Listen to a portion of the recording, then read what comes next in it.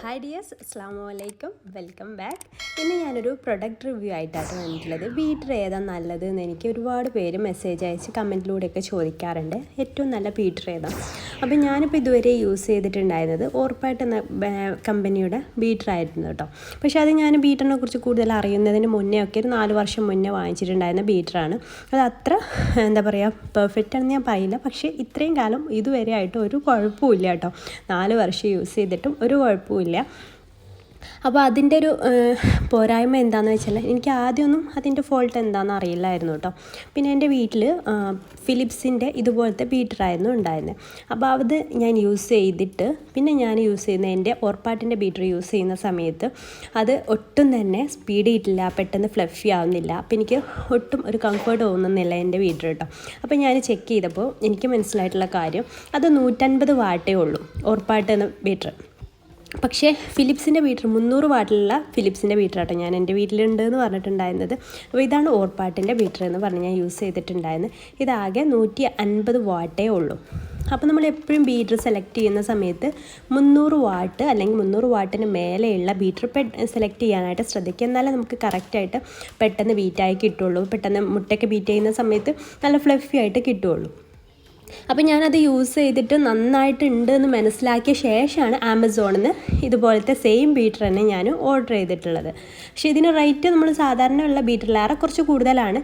ഇത് 2200 സംതിങ് ആണ് ഇതിന് എനിക്ക് റേറ്റ് വന്നിട്ടുള്ളത് കേട്ടോ. ആമസോൺ വഴി ഓർഡർ ചെയ്തിട്ടുള്ള ബീറ്ററാണ്.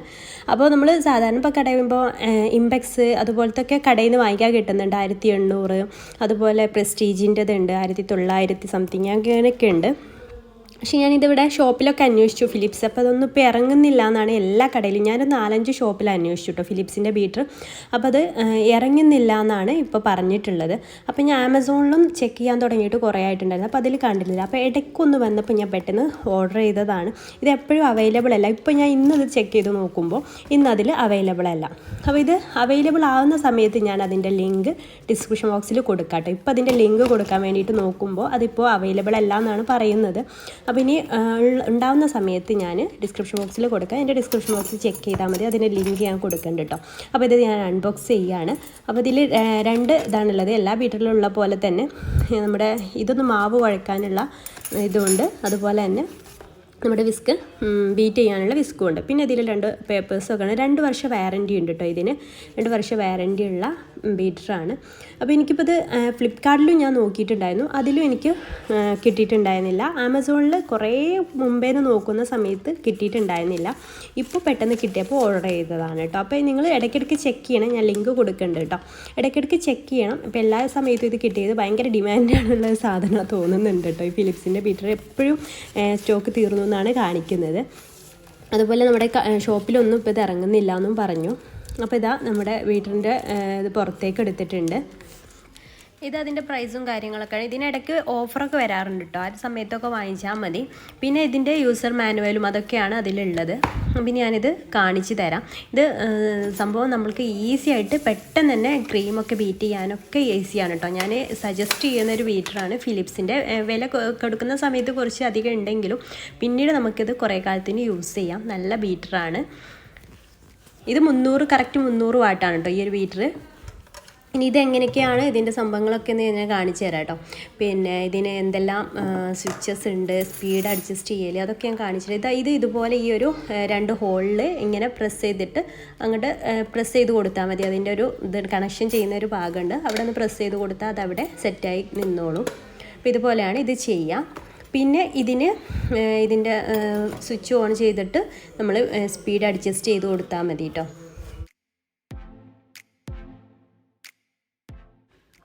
ഇതിൽ ഈ ഒരു ടെർബോ പറഞ്ഞൊരു സ്വിച്ച് നിങ്ങൾ കാണുന്നുണ്ട്. അത് നമ്മൾ സ്പീഡ് ഇപ്പോൾ 1-ലൊക്കെ കിടക്കുന്ന സമയത്ത് നമ്മളത് ആ ടെർബോ ക്ലിക്ക് ചെയ്യുന്ന സമയത്ത് നല്ല ഹൈ സ്പീഡിലാവും. പിന്നെ അത് പ്രസ് വിടുമ്പോൾ നല്ല പെട്ടെന്ന് അത് നിൽക്കുകയും ചെയ്യും, ആ സ്പീഡ് നിൽക്കുകയും ചെയ്യും. അതിന് വേണ്ടിയിട്ടാണ് ഈ ടെർബോ യൂസ് ചെയ്യുന്നത്. അപ്പോൾ ഒരു സ്പീഡിൽ ഇപ്പോൾ 0-ൽ അത് വർക്ക് ചെയ്യില്ല, 1 to 5 വരെയാണ് ഇതിൻ്റെ സ്പീഡ് ഇരിക്കുന്നത്. അപ്പോൾ അതിലത് നല്ല ഈസി ആയിട്ട് പെട്ടെന്ന് നമുക്ക് ചെയ്യാൻ വേണ്ടിയിട്ട് അത് ക്ലിക്ക് ചെയ്ത് പിടിച്ചാൽ മതി കേട്ടോ.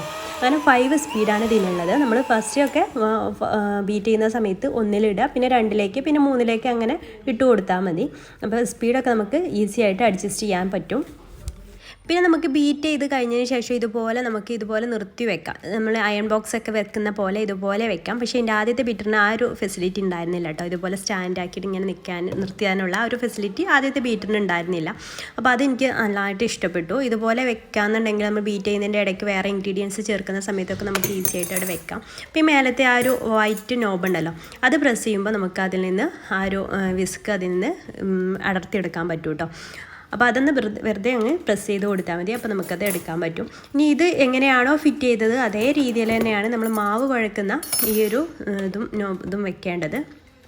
അതുപോലെ തന്നെ അതിൻ്റെ ഒരു കണക്ഷൻ പാർട്ട് ഉണ്ട്, അവിടെ ജസ്റ്റ് ഒന്ന് വെച്ചിട്ടൊന്ന് പ്രസ് ചെയ്ത് കൊടുത്താൽ മതി. മാവ് കുഴക്കലും ഇതുകൊണ്ട് മാവ് ചപ്പാത്തിക്കും അതുപോലെ പൂരിക്കൊക്കെ മാവ് കുഴക്കാനൊക്കെ ഇത് ഈസിയാണ് കേട്ടോ. പെട്ടെന്ന് പിന്നെ നമ്മൾ അധികം കുഴച്ചെടുക്കേണ്ട ആവശ്യമൊന്നുമില്ല. അപ്പോൾ ഈ ഒരു ബീറ്ററിൻ്റെ റിവ്യൂ നിങ്ങളുമായിട്ടൊന്ന് ഷെയർ ചെയ്യാൻ തോന്നി. നല്ല ബീറ്ററാന്ന് തോന്നിയിട്ടാണ് ഞാൻ ഷെയർ ചെയ്തത്. അതുപോലെ തന്നെ ഞാൻ യൂസ് ചെയ്യുന്ന ഒരു ഫോൾഡബിൾ ട്രൈപോഡും ഉണ്ട് കേട്ടോ. അതും എനിക്ക് നന്നായിട്ട് തോന്നിയിട്ട് ഞാൻ അതിൻ്റെ റിവ്യൂ മുന്നേ ചെയ്തിട്ടുണ്ടായിരുന്നു. അതിൻ്റെ ലിങ്ക് വേണമെങ്കിൽ ഡിസ്ക്രിപ്ഷൻ ബോക്സിൽ കൊടുക്കാം. നല്ല ട്രൈപോഡാണ്. അതിൻ്റെ എനിക്ക് വിശ്വാസം ഉണ്ട്, എനിക്ക് നല്ലതാണെന്ന് തോന്നിയത് മാത്രമേ ഞാൻ നിങ്ങളുമായിട്ട് ഷെയർ ചെയ്യുന്നുള്ളൂ കേട്ടോ. അപ്പോൾ അതൊന്ന് ചെക്ക് ചെയ്താൽ മതി, ഞാൻ ഡിസ്ക്രിപ്ഷൻ ബോക്സിൽ കൊടുക്കാം. അപ്പോൾ ഇതിൻ്റെ ലിങ്ക് കിട്ടിയ ഉടനെ തന്നെ ഞാൻ ഡിസ്ക്രിപ്ഷൻ ബോക്സിൽ കൊടുക്കാം കേട്ടോ. അപ്പോൾ ഇന്നത്തെ വീഡിയോ നിങ്ങൾക്ക് ആർക്കെങ്കിലും യൂസ്ഫുൾ ആയിട്ടുണ്ടെന്ന് തോന്നിയിട്ടുണ്ടെങ്കിൽ, അല്ലെങ്കിൽ നിങ്ങൾക്ക് മറ്റുള്ളവരിലേക്ക് ഷെയർ ചെയ്യണമെന്ന് തോന്നിയിട്ടുണ്ടെങ്കിൽ ഷെയർ ചെയ്യാൻ മറക്കരുത്.